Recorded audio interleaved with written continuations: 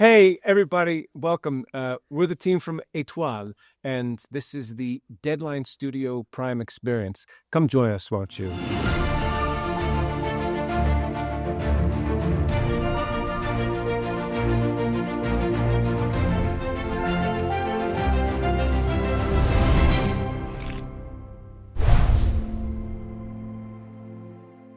This is not your first foray into ballet on TV. What made you want to return to it?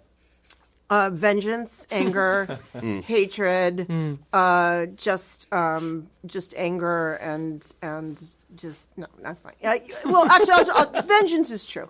I wasn't done, and I figured let's go back. I mean, the first time it was more about coming of age, and then 10 years later, I assume they've all come of age, and we thought how fun it would be to sort of go backstage into.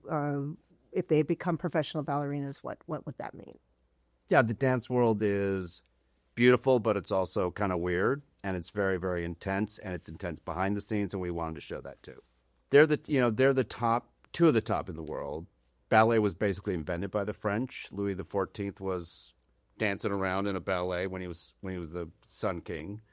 And New York was the world of Balanchine and was much more modern, and it just made sense for those two companies to... The history and the sort of the new upstart. It sort of gave us story in terms of tradition and steeped in a very certain way of doing things, and something that is sort of very sort of American and sort of a little more Wild West and a little bit more, hey, you're on your own, basically, between the two. I don't look like Pee Wee Herman, do No. I? This couch is like, there's something about this couch that I feel like I'm afraid I all look four of like us, Pee Wee Herman. You're not wearing a bow tie. like we should like be doing like weird, like Okay. it does feel. Let's wanna give it pop? back to Katie. Give it back to Sorry, Yeah, Katie. sorry. No worries. Well, Luke and Gideon, both of you have worked with Amy and Dan before, but what drew you specifically to this series and these characters? The money. Yeah, seriously. Just getting paid so Oh much my God. money. It was the stipend. My parents actually paid for me to be here. They did. It's quite They're weird. still. I'm waiting for the check to clear before we take that jacket. No, but truly, no, not the jacket. It's the most beautiful, glamorous world. The discipline of ballet is kind of astonishing, and I think being able to be immersed in that is thrilling. Is a boring word, but it is thrilling. It's not a boring word. I think it's a boring. good word. It's a big word. Very It's a good. thrilling word. I think it's boring. Jesus Christmas. The word thrilling. I think ballet is exhilarating. Isn't that? How did you know? No, I did, that's true. I just sort of fell into it.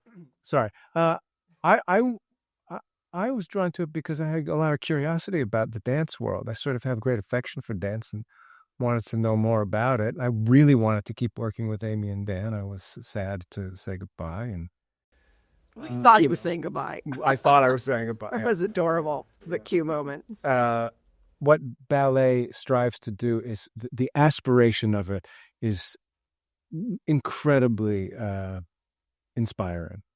The discipline that it requires, the world of it, the need to kind of keep it afloat, in a contemporary world that sort of is sort of the, on this fast track towards some kind of weird obsolescence.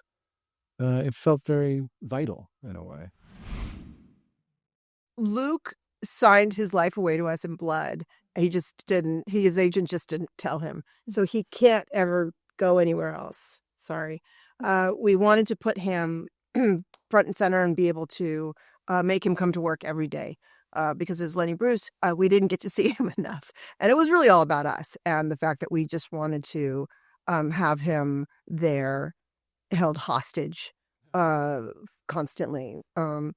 Gideon came to us, adorable, young, sweet boy, saying, I think I'd like to be a writer. And we said, no one wants to be a writer. You end up being a writer, but okay, if you want to give it a shot, come into our writer's room. And then as we started breaking down the characters and talking about Tobias and all of his quirks and weirdness, we found ourselves just sort of staring toward Gideon, where he would sit on the couch, and finally he's like, why are you two staring at me every day? Hey, guys, What's something on my happening? teeth? Like there's something going on. And we just sort of, it was just sort of a natural that we were kind of creating it for him, around him, with him in front of us. So that was sort of a, these are two of my favorite people on earth, just as people. There's 3 people on the couch. But she wasn't asking about you. She wasn't, you. You mattered too. This is just. I love you a lot. We went to Disney World and we ate a lot of weird food, and I don't think we've recovered from it. It is what it is. I think that's what's happening right now. Well, we don't speak any French at all, nor did we learn any, no matter how many apps we downloaded onto our sad phones. He's Canadian, so I guess he speaks French. And He's from Guelph. you Yeah. you got Frenchified a little bit. Well, I took French in high school, but I didn't really I heard didn't you, really sink in. but I heard you attempting it, But yeah, which is something I would not even do. I did 6 months of Duolingo. It's so beautiful, and we would hear the crew speak eloquently, and they're probably talking about like, oh, I gotta go take a shit or whatever, but it just sounded so gorgeous, and so, oh, I have to go look. Whatever. And I just felt like if I even attempt to say anything, it's just crucifying this beautiful language. So I just accepted my role as the ugly American who didn't bother. And actually, it cemented Lou Delage's and my relationship, because she doesn't speak English, so she had no idea what I was saying and didn't seem to care. And yet her performance was so perfect. And I can say we didn't need words to communicate because we couldn't communicate at all.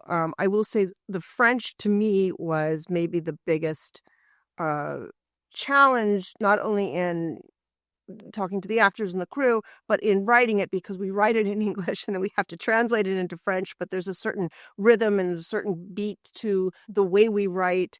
And so we went through many translators, and after each translation would come out, a different French actor would come up to us and say, yeah, this is not what you meant, or you will not like this, so you should find a different translator. And then we would find a different translator, and then a different French actor would come over and go, yeah, this is not absolutely like at all what you, and so that process went on for a while until we landed on Danny, this wonderful genius of, she's a translator, she's also sort of a coach, and she was sort of with us the whole time. So we got to turn to her after long scenes in French and say, was it funny? Did they say it? Because I got no idea. And she would say, no, it was good. They got it all in. And so it was that, overcoming that sort of, when you've got that much control, when you're control freaks like we are, about language and about word perfect and everything's got to be the right beat.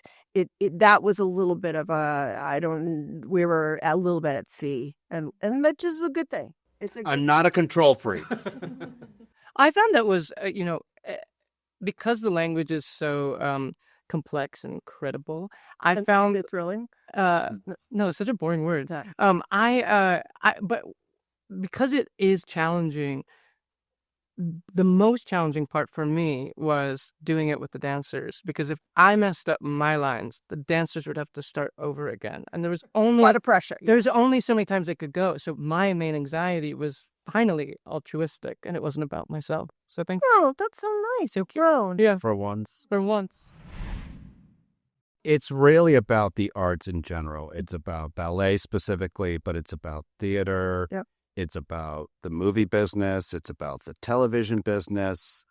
It's really about the struggle for people to make original things and to get an audience for that. So yeah, it was about more about ballet. We want people to watch this. We don't want people to think, oh, this is just a show about a bunch of ballerinas just dancing around. It's about the arts. It's about how the arts are the things that we do when we don't have to work. And, as soon as the early hunter-gatherers figured out a way not to spend all the time hunting and gathering, they started painting on walls and they started making music in however way they could do it. So, yes, the arts need to be supported. It's about the fragility of the arts. And, yeah, with everything going on, we hope this message resonates. Have you thought about expanding the series at all, season 2, beyond where the story could go from here? Well, someone's got to tell us there's a season 2 before we're going to go there. So I think, I have a lot of ideas. Yeah. I think now's the time to discuss. right now I'd like to discuss people buying a lot of toilet paper on Amazon so that, and courtesy of Étoile, so that we can continue the fight to keep arts alive in the world.